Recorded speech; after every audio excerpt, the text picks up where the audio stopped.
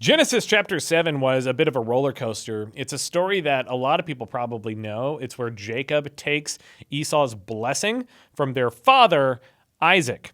Isaac has gone blind and he's super old, and a lot of his facilities are definitely in decline. He literally says, I don't know the date of my death, but he implies that it's soon. And Jacob's mom, Rebecca, turns out to be a horrible person. She favors Jacob over Esau. Then they're full siblings. This isn't like a half-brother kind of situation where Isaac had the kid with another woman. They're twins. She birthed both of them and just favors Jacob. But Jacob's like the kind of at-home kid. It says he has smooth skin and that Esau's like a big hairy dude. And Isaac goes, hey, Esau, can you go get game? Get some game, Esau. Can you go kill an animal and bring it back and feed me? I'm hungry and I'll give you my blessing. And he goes, okay. And he leaves the forest. And then Isaac and Rebecca conspire in like a back room of their hut or their tent. They say they live in tents.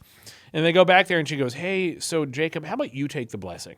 And Jacob's like, I would, but I don't want to get cursed by my dad.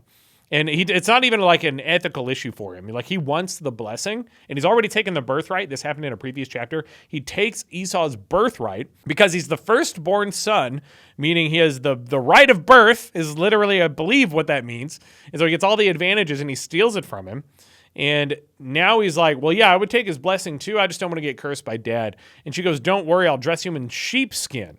I'll put fuzzy sheepskin all over you, and he'll go in and he won't know. And then he goes in, and Isaac is suspicious. He goes, you don't sound like Esau. And then he goes, come over here and let me touch you.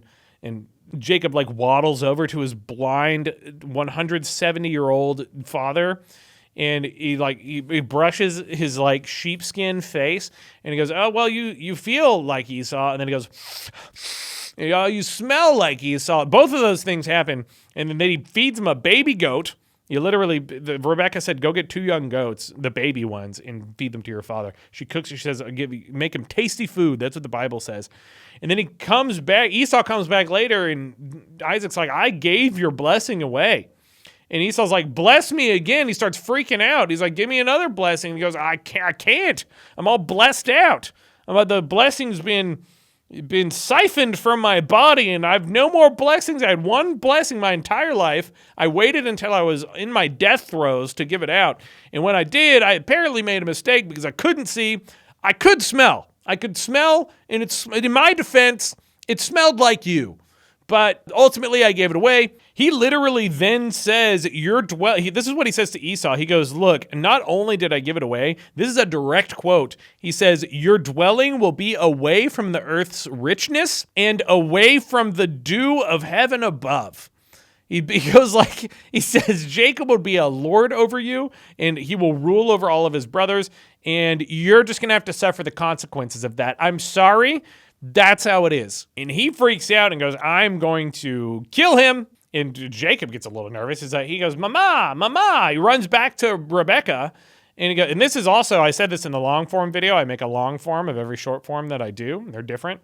And he goes, Mom, Esau's going to kill me. I think I like people named Rebecca less after reading this story. She says, go stay with my brother who's named like a Dr. Seuss character. His name is Laban, and he lives in Haran. So she goes, go stay with my brother Laban in Haran. Wait for things to cool off and then come back. I don't want to lose both sons in one day. She still apparently cares about Esau to some degree, or she's probably just selfish. I mean, and a lot of moms can be that way sometimes. My mom's not. My mom's cool, but some people's moms, very selfish. And she says, why should I lose both of you in one day? The last thing she says is the craziest part. I'm going to do the exact same thing that I did in the long form video. This is the last thing she says for some reason. And I think the point of this is why she sends Jacob off. She goes back to Isaac, her husband, and she says, I'm disgusted with living because of these Hittite women. The Hittites are like another race of people. If Jacob takes a wife from among the women of this land, from Hittite women like these, my life will not be worth living. Now, I feel like a lot of people aren't going to really grasp the full gravity of what it's like to say something like this. So all I'm going to do is replace the word Hittite with a modern day race. That's it.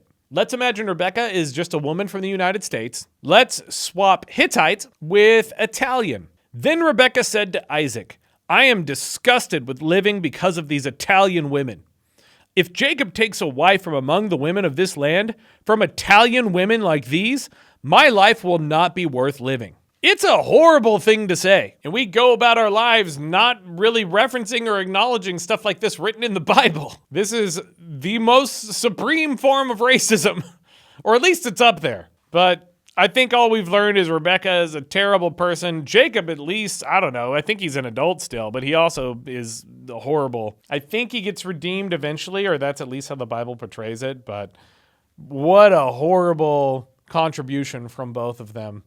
The famous story that I haven't read in a long time is only worse than I remember. But that's it for Genesis chapter 27. Next one will be chapter 28.